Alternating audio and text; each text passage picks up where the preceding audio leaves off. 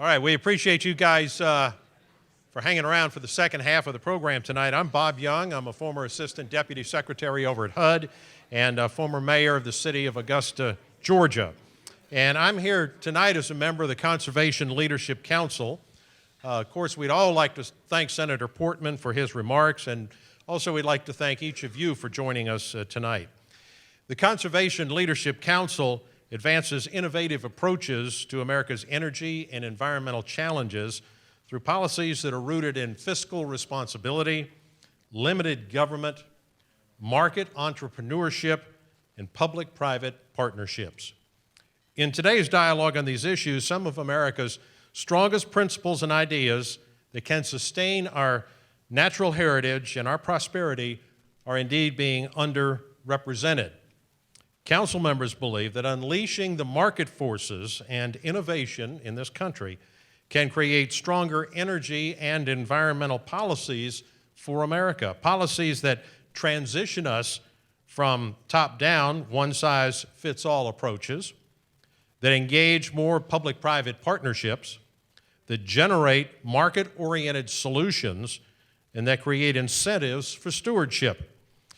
The CLC brings together distinguished groups of visionary business executives, former government officials, public policy experts, and community leaders to reinvigorate the dialogue among conservatives about how our values can better be leveraged to improve the stewardship of our nation's most precious natural resources and environments. And we're engaging a cadre of thought leaders, just like you, to promote and amplify new solutions and options that reflect conservative values and that will enhance national policy and private sector initiatives. At roundtables and events just like this one, here in Washington and across the country, the CLC is encouraging conservative voices and new voices like yours to join the dialogue about energy and the environment, and engaging local leaders to draw up their own on-the-ground efforts to contribute to the national solutions. We've got an excellent panel for you here tonight, and I hope you'll join in during the conversation. With us is another member of the Conservation Leadership Council, Jim Connaughton. Jim is the Executive Vice President of C3 Energy and former Chairman of the White House Council on Environmental Quality, as you heard. And Jim actually is the power source, the source of energy in this room tonight. So we're expecting great things out of him. I'd like to turn the program now over to Reena Laxmi-Shaw, who will introduce the rest of the panelists and serve as our moderator tonight. Reena is co-chair of Concord 51's D.C. chapter. She served as a senior aide to 2 Republican members of the U.S. House of Representatives and is principal and founder of Relax Strategies, a government relations and strategic consulting firm here in Washington. Reena? Thank you, Bob. We're so delighted to have good attendance tonight and all of you who have the energy to join us, so thank you. I know it's been a tough summer so far with this humidity here in Washington, but hopefully we can keep cool and talk about what the future of our country's energy output is. So with no further ado, I'd like to start by introducing our panelists. Of course, Jim was just introduced by Bob, and I'd like to say that also, Jim, you were director of the White House Office of Environmental Policy for about 8 years, 2001 to 2009, and you're currently the Executive Vice President of C3 Energy, and you're the member of the Conservation Leadership Council, as mentioned. Thank you for joining us. Thank you. Michelle Combs, you founded the Young Conservatives for Energy Reform in 2012, and you hail from South Carolina, as far as I know. It's a great southern state. I'm from West Virginia myself.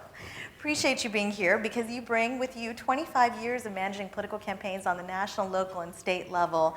She has been in Republican politics for a long time and represents that young voice which is so needed. Seth Levy, tonight you join us from New York, where you're studying at Columbia University with a focus on energy as a graduate student. But more importantly, you have been our interim chairman of Concord 51 on the National Committee and the Executive Committee up there. So we thank you for your leadership there. Brandon Peck, as a consultant and a government relations specialist at Grayling, he is there. He focuses most of his work on the state government practice and state government relations there. He is heading up our energy policy working committee on Concord 51 and has had a lot to do with the paper that we're releasing tonight. So thank you, Brandon. So without further ado, I think we really need to go into the discussion tonight. After what we heard from the senator, what we've really thought about, and what we know as young conservatives, is that our Republican governors in the states have actually taken a great deal of action. They've been the leaders, so to speak, on the state level for what has happened broadly in the energy realm. However, on the federal level, we've seen focus, but a lack of action. So what I'd like to lob to you, our panelists tonight, is what do you think our federal lawmakers could be doing differently? Great to hear from the senator, but we'd love to hear from you on what you think they should be doing. So perhaps we can start with you, Jim. Okay, great. I'll just make a few top-line remarks, and then we'll look for more Q&A. So first, I am among those who proudly hold the philosophy. I am proudly believe that conservation is conservative. Now, what does that mean in practice? With respect to your question, I have a very simple philosophy, which is markets before mandates. If mandates, make them market-based. It's a very simple code to live by, but when you hold to it, you can actually produce some stunningly certain and stunningly big outcomes, and you can get people to organize around it better. So I'm not against regulation. I'm just against stupid regulation. I'm not against regulation, but I'm in favor of innovation, entrepreneurship, advances in technology, collaborative action, before I get into a mandatory discussion. And so if you orient that way, you actually can get a lot more accomplished. You can get it accomplished faster, and typically you can get it accomplished at much less cost, which everybody's happy about. I want to just quickly flag what I am doing to live that point. Having worked on climate change, on air pollution, on energy diversity, in every aspect that you could apply to it. When I left the government, I went first to Constellation Energy and Exelon, big power companies. And following that experience, I went directly to an innovator in California, a company called C3 Energy. And the simple proposition was I wanted to go to a place that was inventing without a single dollar of government support, and that was inventing to create a profitable product that would dramatically improve the efficiency, operational effectiveness, safety, and reliability of our energy system. These are all very straightforward propositions, but to accomplish that goal in a direct, market-based transaction with private companies that need the product. And I won't go into great detail, but at a very high level, we've essentially invented the operating system for the smart grid. If you think about all, $1 trillion is going to be invested in the developed world, another $1 trillion in the developing world to modernize our energy system. We now have the capacity to see, using advanced technology, to see the 20 to 30% operational efficiency that we can push into the entire grid system. What does that mean for America? For America, that's a $50 billion annual savings on your electricity bill. Okay, that's a 30% reduction in the need for new generation. That's a lower consumer cost, which means they can invest more in getting out of old technologies into new technologies, which we know from experience are inherently more efficient, more powerful, add to higher qualities of life. And the same is true in developing countries. So I just want to give you that high-level picture. You can make great progress. There remains a role for government. Government's got to set standards. We want to know where we're going. But if you can accomplish a lot more, a lot faster, if you look for these cost-saving, innovative, technology-based outcomes. Thank you, Jim. That was great. I think what's most important here is those things you talked about. Private sector innovation, cost savings, and of course energy security. So we'll touch on that a little bit more. And folks, you'll have an opportunity to ask questions of Jim as well a little later in the panel. Before we move to the person who's representing a good young voice as well, I want to encourage you all to please use the hashtag when you're using any social media tonight. Our hashtag is #EnergyWakeUp. So please do use it for Facebook and Twitter and Instagram, whatever you do, please do. So, Michelle, to you now. Tell us, give us your spiel as well. Again, you'll have time to take questions from these folks, but tell us what matters to you and why the issue of energy and where energy policy is going matters to the party, matters to young conservatives. I know you find it to be a family issue, so we'd love to hear from you. Sure. Well, thank you very much, and thank you for inviting me today. I want to tell you a little bit about my background. I'm from South Carolina. I got involved in politics with Lee Atwater, which many of you probably remember. He was George Bush's campaign manager.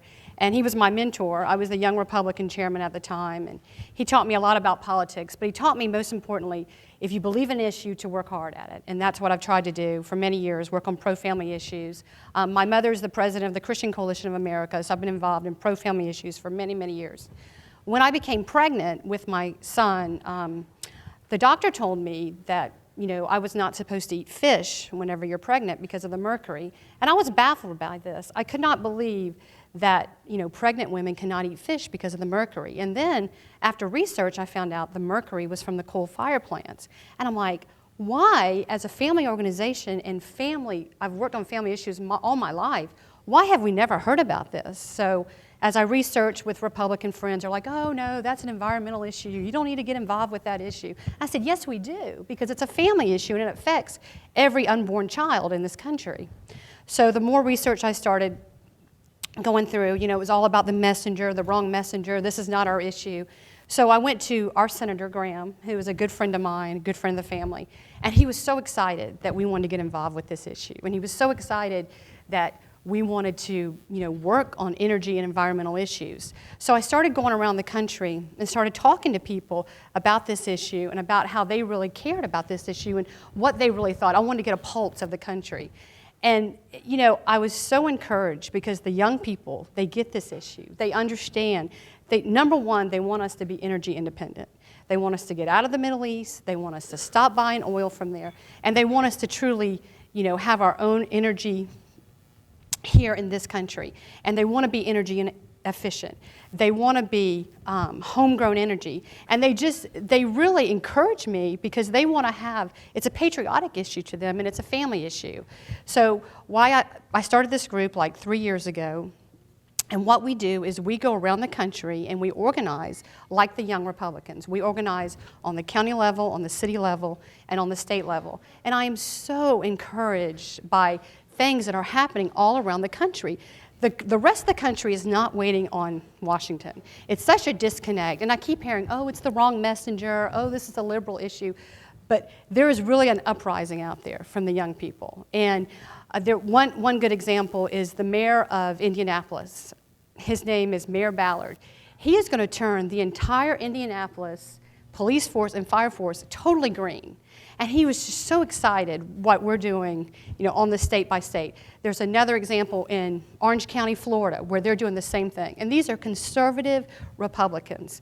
So I think what we need to do on the federal level is show these people out in the states and out of the cities to really let their legislators know, hey, we care about this issue. This is not a Democrat, this is not a liberal issue. This is a family issue. But most importantly, this is an American issue. At best, it's an American issue. Now, with what you were saying about the excitement that's out there with young people and how funny energy, right? The energy that's out there with young people wanting to get involved on this subject.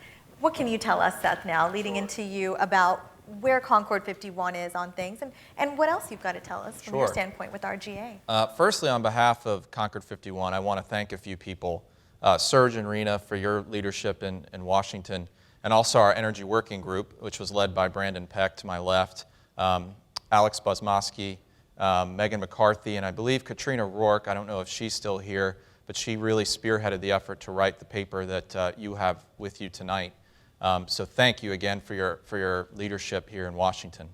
Concord 51 was founded about 3 years ago by a group of young professionals who really saw a political landscape that was handicapped.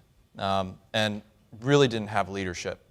And we're also pretty cognizant of the fact that in the not too distant future, this group in this room and the 80 million of us around the country are going to have to take ownership for the direction of this country. And if we're not prepared, we're going to be in trouble. I always call this generation the make or break generation. We're going to be the first generation that really has the ability to ruin the country in a way that leads us to a life of mediocrity, comparative mediocrity to what we've expected, in the sense that for decades we've always expected that the generation after us will have a much better standard of living than our parents. And obviously energy is very important in that conversation. And that's why we've made energy advancement one of the 3 parts of our 3 policy planks. the other two being global competitiveness and national security. And as Serge so eloquently stated at the beginning of this event, energy is also a part of those other two issues. Without a sound energy system in the United States, including energy innovation, we can't be globally competitive. If we're reliant on a world that, as we've seen with what's going on in Iraq with ISIS, we can't be nationally secure. Energy is really a part of every aspect of our lives, especially in modern civilization. And I don't know about you all, we're all addicted to our smartphones, we're all addicted to Facebook, what have you. None of that is possible without electricity, without energy. We are far more reliant on energy than we ever have been before in our past. Secondly, I'd say, let's look at why is energy innovation so important and why is it important to this conversation? 100 years ago, if we were able to go back in time and talk to our grandparents and great-grandparents, most likely great-grandparents in this room, they would tell you, well, we have an environmental crisis. There are too many horses, and the horse manure is beginning to pile up, and at the current rate, the current trajectory, cities are going to be overwhelmed by this environmental crisis. How are we going to solve it? Well, guess what? There was a solution. It was called the car. And through that innovation, we don't have that environmental challenge anymore. And this is why, that's a simple way to illustrate why innovation is so important in the energy conversation and why we wrote this paper and why we want to engage in a longer-term discussion. I'll let Brandon talk a little bit about why he got involved at Concord 51, especially on the energy issues, but I wanted to highlight for you what we're trying to do as a national group and how we'd love to have you all involved in that effort and that discussion as well. Thanks, Rena.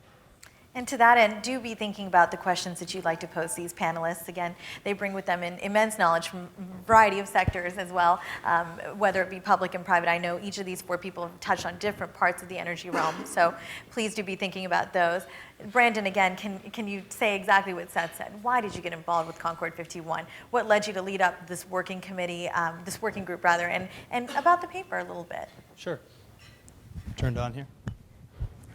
Yeah, I got involved with Concord 51 because, as Seth said, or as Seth basically said, it's all about policy solutions. You know, a lot of times PACs do events out there and you're supporting the candidate, but what does the candidate really represent? Where do they stand on these various issues? And for me, I'm passionate about energy because I ultimately think that energy is a jobs engine in a lot of ways.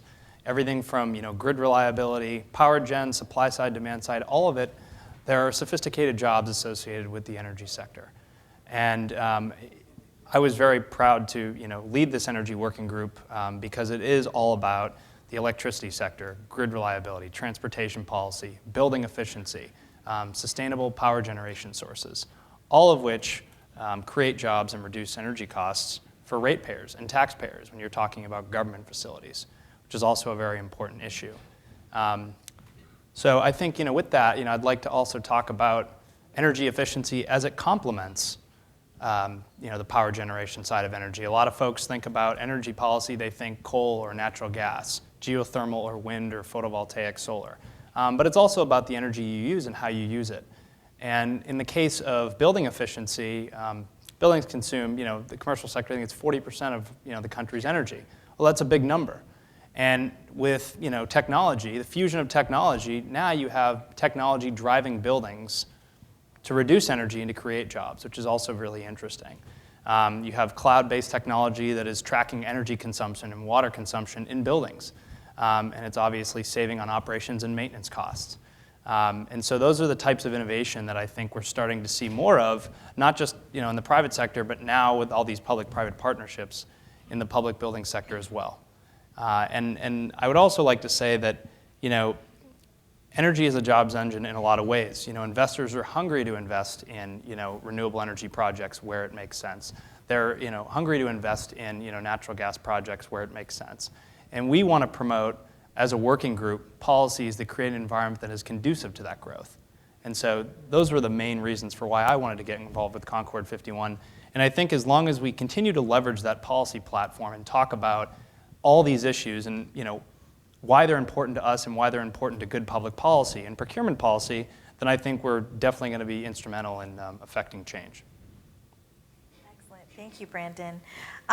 We have so many parts of the paper, which is in all of your hands tonight, that you can see we've touched on many different portions, but to keep the conversation exciting and energetic, so to speak, I'd like to lob the first sort of discussion question between the panelists, if we can have a sort of casual talk about what does all this mean, okay? Here we talked about what energy efficiency is, right? We can talk about cost savings, we can talk about energy security, but all this, if we weren't so close to the Capitol, and if we didn't have the voices we can have in this great democracy, what were it all to mean? So I guess what I'm really getting at is tell us what the attitudes are like on Capitol Hill right now and where you see things going. Again, as we mentioned earlier, in the states, we've seen a good amount of action by our governors, but on the federal level, here on Capitol Hill, what does all this mean? I know it's a tough one. So I'm going to kick this off first, which is we actually often fail to acknowledge how much agreement there is on things. Okay, and by the way, Republicans are particularly bad about skipping that, saying what they're for before they say what they're against.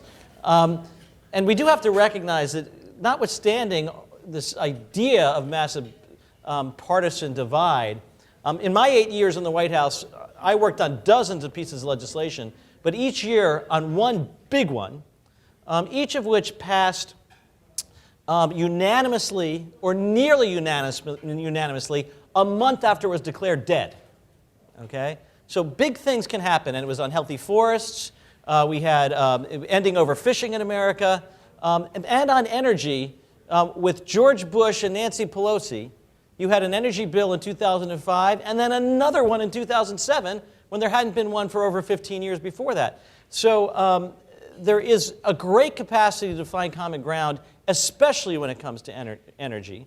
But it does require a lot of bottoms up from the governors and from the mayors and from grassroots, bottoms up to sort of insist on what they want next. And I just want to explain on energy, we actually have an incredibly robust federal legislative framework on cars, right? On power plants, on lighting efficiency, on building efficiency.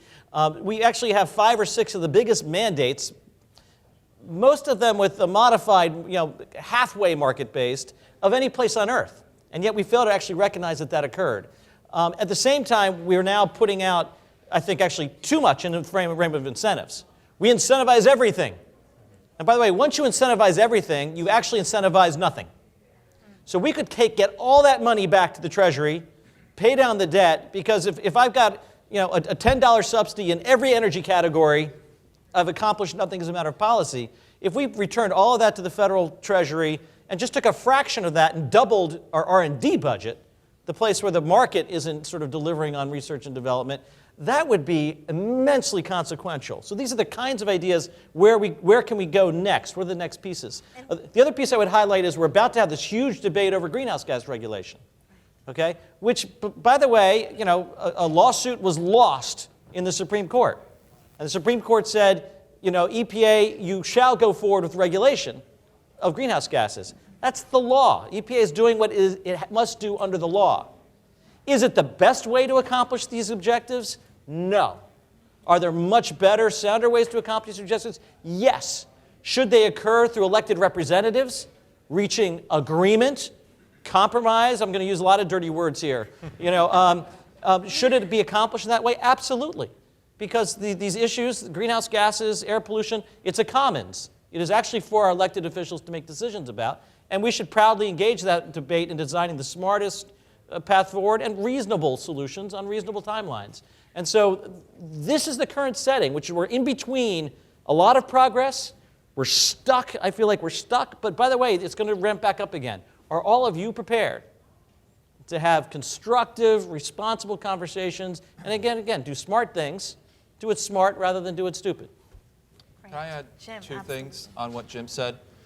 Number one, given my background, I can't go without saying something about the governors and why they're an example for what can happen in the federal sphere. And Jim and I and Brandon and I have worked on these issues for a few years as well.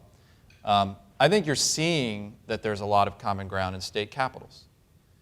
And why this hasn't percolated up in some senses to the federal level, I think there are a lot of reasons for that. But I think there is a lot of opportunity for compromise. And Concord 51 does not think compromise is a dirty word, by the way. I think that's part of our philosophy, that we want to compromise from a position of principle. But we do not think compromise is a dirty word. And I think Jim has great examples of how we're missing out on the debate when we just stand on the sidelines with our arms crossed and say, oh, well, these aren't solutions. But there are great solutions out there that don't necessarily rely on the heavy hand of government. And we believe that research and development is an excellent tool for that. So just looking at what's going on in the states where there is a lot of common ground, a lot of work across party lines, governors actually have to deliver. And looking at Washington, where we have folks like Senator Portman who are willing to do the hard work and create the solutions and find bipartisan compromise, we want to be there in the middle of those conversations and push forward the discussion. So it's heartening to hear that you think that there's a lot of opportunity. I think there is as well. And we look forward to engaging all of you and making sure that the ball moves forward. I come from the political side, and after having gone through, I was very involved with Senator Graham in 2010 with the climate legislation, and he would have never got involved with that if he didn't have cover. It's all about helping these guys in the grassroots, especially after this primary season we've just gone through. And we used to go lobby these different senators on energy as part of the Christian Coalition, and when we would walk in, they would think, oh, what are we going to talk about? Pro-life issue. We're going to talk about energy. And it was almost like, oh, okay. It was just almost like a relief, like, that's great. Y'all are involved with energy? They couldn't believe we were involved with energy.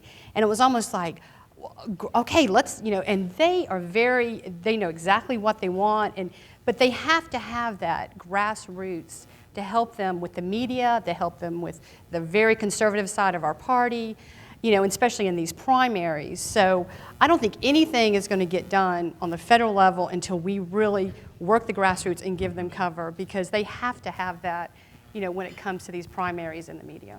Sure. Yeah, I'd like to add to that. I think that positioning and messaging the issue is really important. And I've seen this in working with the Republican Party, for one, on energy efficiency. To echo the sentiments of the senator from earlier, it really is a conservative issue. You are conserving resources. One of the things that's really important about Concord 51 is we are providing policy solutions, and we do represent policy solutions. And with the case of energy, natural resources, whether you're cultivating those natural resources or whether you're trying to be economical and efficient with how you use those energy resources, there's more income, there's more taxpayer dollars to come into the system from the jobs that flow from the income that go to those jobs. And I think it's really important to focus on what Seth was mentioning earlier. The governors really are leading by example in a lot of ways. That's not to say that there aren't innovative and creative ideas coming out of Capitol Hill, because obviously that was aptly demonstrated with the speech that the senator just gave. But I think it's really important to highlight and capture what it is the governors are doing. They're all about replicating best practices. They're all about bringing jobs to their state. They have to balance budgets. There's no real pride of authorship, whether it comes to harvesting natural resources and bringing more exploration and production to Lake Charles in Louisiana, or whether it's pushing more energy efficiency policy that pleases the utilities, helps out ratepayers, and helps out taxpayers. All these things, in a lot of ways, are being spearheaded by our governors, and we want to continue to see those types of policy mindsets and policy implementation happen at the federal level. And that's what we stand for. And I think as long as we continue to message that and position that as our goal, we'll see success. Yeah, one thing I'd add, Governor Corbett of Pennsylvania has a very simple saying: energy equals jobs. And if you go a little further than that, energy equals jobs for a number of reasons. Obviously, if you're extracting fossil fuels, there are jobs there. If you're putting panels on rooftops, there are jobs there. But at the end of the day, as I said earlier, if you don't have reliable access to energy, you don't have any jobs. And we're very interested in engaging in the conversation and finding ways to ensure that our energy system is prepared for the 21st century. We allude to cybersecurity in our document. We think cybersecurity is very important, especially as we have a more digitized grid, a smart grid. If we look at what's going on globally, the energy grid is a prime target for some of our enemies. So again, energy equals jobs in many, many ways. And we think that there's a whole generation of people hungry for some common sense solutions here. And we think that Republicans really can lead the way again on energy, as they have done in the past. And as Republicans, we're not always looking to the government to create our jobs. So to that end, just because we're situated so closely to Capitol Hill, that doesn't mean we have to talk about government all night. So let me shift the focus to the private sector. And particularly, I'd like to hear from, starting with you, Jim, private sector innovation, particularly about what mechanisms that private actors are working with government on energy and energy efficiency, as Brandon alluded to, energy efficiency in water, for example. Let's start there. What are private actors doing with government on that end? Well, so if you think about the progress of technology and its uptake in America, there's a fascinating trend. And it's typically the most trivial of human activities advances technology, and the most important of human activities take advantage of it. And I'll give you that example right now when it comes to energy.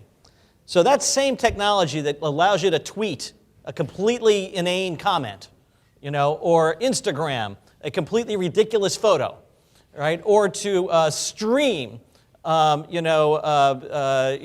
of those crazy Will Ferrell movies, okay? That same technology that was evolved to give us that personal enjoyment can now be readily adapted into our energy infrastructure, which is an example of what we're working on, where you combine cloud-based computing with the human, social human interface with the computer, combined with the ability to process massive data streams. But for this trivial advancement, that was not available to the power sector. And it's available now when you put it together. I could give you lots of examples in history around that, but there's an example of entrepreneurs casting a broad net, looking for those analogous market-based circumstances. And the power of that, I suggested some of the numbers. We've made a $150 million private investment, to help produce a $54 billion annual economic benefit to America. Right? That's a pretty good deal. All private, right? No government role, no impediment to that. This is just doing things better, more efficiently, more effectively. Now, where are the obstacles? The obstacles really are personal and institutional. When we approach a lot of customers, there's usually some senior leadership who really are accountable for that bottom line, who are looking for new solutions. There's a lot of folks in the middle who are trying to hang on to the solutions they're used to. And then you've got folks sort of 35 and under who are like, why aren't we using the new stuff? Okay? And this plays out in it plays out in energy, it plays out in transportation, it plays out in healthcare. There's this constant churning of generational advances. But the fact of the matter is, you all are sitting at one of these generational moments in time when it comes to energy, where you can have cheaper energy and cleaner energy and safer and more reliable energy because of the technologies that you have brought to market. Okay? And so I just want to underline the power of that. And by the way, that moves faster than any regulation. It moves faster than any legislation. And my best example I'm going to end with is, where were the gremlins in a period of 5 years that took away all of our CRTs and replaced them with flat panel monitors? Right? No government did that. And yet in 5 years, we all gladly paid 4 times more for a product that used less energy and less materials and less lead, right? And it just magically happened nationwide. Okay? Those are the kinds of solutions we should be looking for. Excellent. Jim, that's exactly what we were looking for. Let's shift it over to, let's talk about infrastructure and investment. And any of you can take this question. Yeah, I would love to talk about infrastructure. The simplest or the easiest example to give is the Keystone Pipeline, which we're for, by the way. But there are myriad other examples. I think when we're talking about everything from electricity infrastructure, distribution and transmission infrastructure, which is vital for the delivery of power, if we're talking about new infrastructure for alternative methods of fueling our vehicles, I think we're starting to see some interesting developments with natural gas vehicles, especially in terms of fleets, whether it's school fleets, delivery companies and whatnot that are using infrastructure to fuel their vehicles, and maybe that can spread. And when you're talking about the smart grid, I would consider that infrastructure. But overall, infrastructure is what makes everything work. It's the skeletal system for any sort of functioning economy. And again, the United States is unfortunately suffering from a dearth of action in infrastructure. I think it was the the Civil Engineers Group, I always forget the acronym. They gave us I think it was a D on infrastructure. Granted, they have a vested interest in giving us a D because that means more work for them. But I think they make a very good point. If you go to other countries, whether it's China, whether it's some countries in the Middle East, whether it's countries in Europe, there is heavy investment in the next generation of infrastructure. And I think it's a great example of what you were saying. We as a generation will see these common fixes for things that seem so simple, but it takes government so long to adapt them.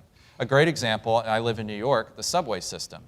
And you travel in the subway, and in DC, actually, you could see how long until the next train. For some reason, New York doesn't have that. Now, I'm sure there's a real reason behind it, but that's just an example of a simple tweak that's technological, that we're used to, that we expect based on our own interface with technology, that is severely lacking in the infrastructure system.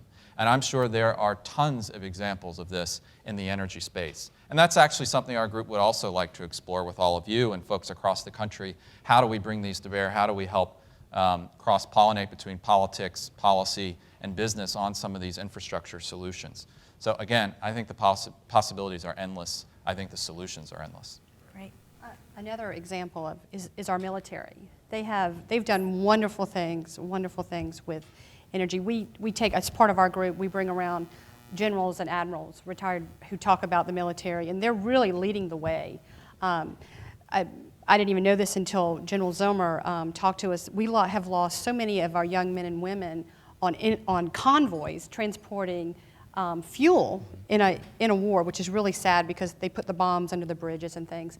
So the military is coming up with new solutions for this, and also I don't know if you've heard of the backpacks now, or solar panel, because he said when you go to a battlefield, the most you see are batteries, because they need batteries for everything. So they actually have the backpacks now, and then our Navy is becoming a wonderful example of energy efficiency. So I think that's a great way how we can. For shedding light on that, the military issues is very good. I think the role of procurement across the board, whether it's federal, state, local government, I mean, you see it, Brandon, in your work. I think procurement's an important tool, and that's somewhere where government can make a difference. There's a really interesting example where the government can get in its own way.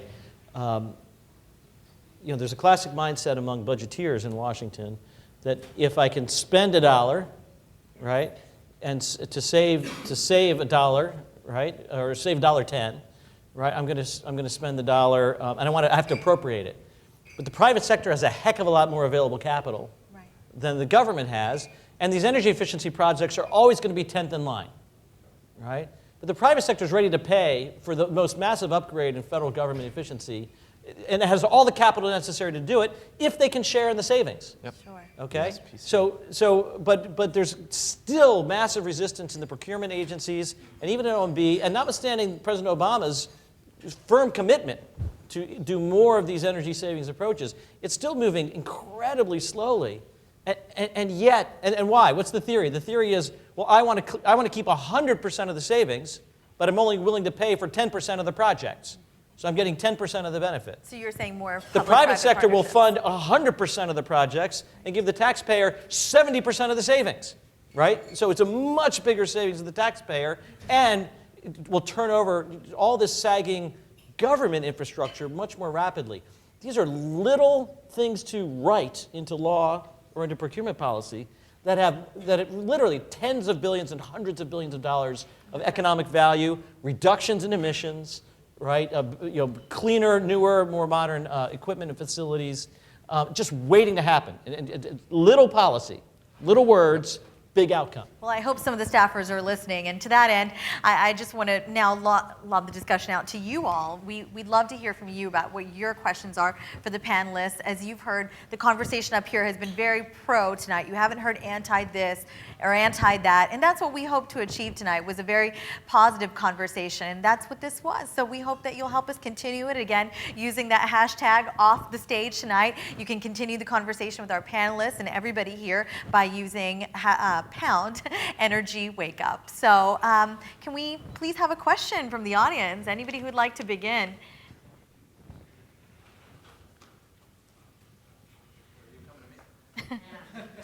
That fried chicken's really good in the back. Yeah. Question one, Mr. Connaughton, do you have a Twitter handle? No. Are you going to make him one? Could Please everyone- use the hashtag, and we can make sure it gets through to him. So no worries. I was Jim will ju- get him to you. We have some tweeters out here, and we're trying to spell. I'm misspelling your name like 7 times. I'm just Okay, waiting for good. the handle. So my question is that we've had a half a century and a few $1 billion that have built up an environmental left in America that has an answer, a proposed policy solution to pretty much every environmental problem that exists and that doesn't exist. And conservatives have to go up, we end up spiking, it's like the Calvin Coolidge quote, that the role of Republicans is to spike bad bills, not put forward good ones. And now that we see this eco-right emerging, and the conservatives, like the folks that are here, standing up and saying it's time for solutions on energy. I feel like we're learning a lot about how to talk about energy, how to talk about clean tech. But one thing that we're still lagging behind in, and that is specific policy solutions and proposals for specific environmental problems. So I'm wondering if maybe a few of you could propose or suggest a concrete policy solution that affects a concrete environmental problem that is not being debated right now because the left controls the conversation. Jim, would you like to start with that, or? Well, I guess the last phrase, because the left controls the conversation, maybe I'll set that aside for a second. I'll tell you one in this space in energy, which is if you're a power company, under the market rules, and you spend $10 million on a new piece of equipment, you get 9 or 10% of earnings for that.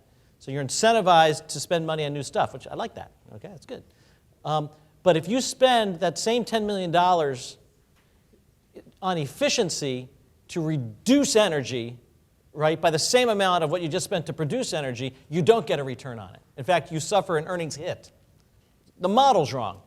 People have been talking about this for 20 years. 20 years. It's basically, an investment in megawatts should be equal to an investment in negawatts. And by the way, if you change that one, but it's state by state. Every state has to decide that that's what they want to do. That one change would unleash more investment than any EPA regulation or anything else the markets might do, because it's purely market-driven. If I could, what's that? So states grudgingly put it out. So California, for example, created an equivalent, which was an incentive. If you do a certain amount of efficiency, we'll give you money. We'll give you grants for a certain amount of efficiency. And guess what happened as soon as the utility hit the cap on the grant? They stopped. It's funny the way those incentives work.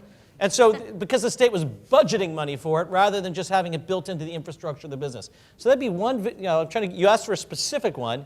That's a really clean, specific one, easy to pull off. If enough of you say, could we just change the business model of the utilities so they can make money to save money? That's simple. Great example. Anybody else have anything to add to that? Okay. Any other questions this time? Well, great. I've got one. I'll take it back. Let's talk about fuels. And essentially, we know fuel is one of the pressures on the market. Can we talk about what other pressures are on the market and how fuels tie in? Would you like to take that one, Seth? Well, Loaded one. yeah, it depends on what types of fuels you're talking about and what markets. I'm just going to talk about oil. Absolutely. I think there's a burgeoning debate beginning on exports. And I think that's something that we should start looking at, is the export question. Both oil and natural gas. And I'll talk a little bit about natural gas. When I first got out of college in 2008, we were really talking about an era of scarcity for natural gas. And it was of major concern for American industry. There were national security concerns because we were going to rely on foreign sources. And so companies started investing in multi-billion-dollar natural gas, LNG, import facilities. And I distinctly remember sitting at my desk and reading about these and saying, wow, that is an enormous investment. And by the time I started my job with the governors 2 years later, it had flipped. And we were now talking about an era of natural gas abundance. And that ties to this innovation question, which is hydraulic fracturing. which has its genesis in a number of different things. Thank you, George Mitchell, for your work on hydraulic fracturing. But it has really changed the game. And now we have this abundance of natural gas, and there's a question of, well, are we going to export it? And that's where the pressure question comes in. If we're going to export natural gas, will prices go up? Our price is going to, our manufacturer is going to be affected. And there's research showing a few different things. And that's one of the things about DC. You all probably know there could be a report written about anything.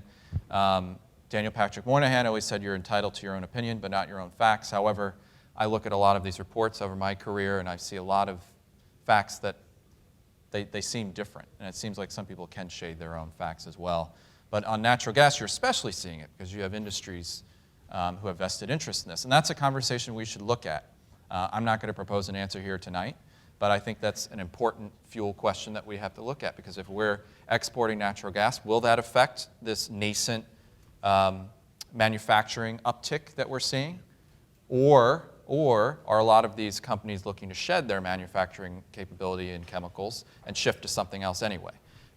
It's a nuance that we have to look at. So that's just one example, is the LNG question. Well, we certainly hope the conversation continues on that. And as somebody Absolutely. who hails from the great state of West Virginia, I'll tell you I'm interested in fossil fuels and such. So hopefully this is a conversation we can have at greater length at another time. And I'm sorry to cut the panel short at this time. But again, I encourage all of you to continue it going virtually. And I'd like to invite my co-chair, Serge, at this time to close. Thank you all for your attention. And to our panelists.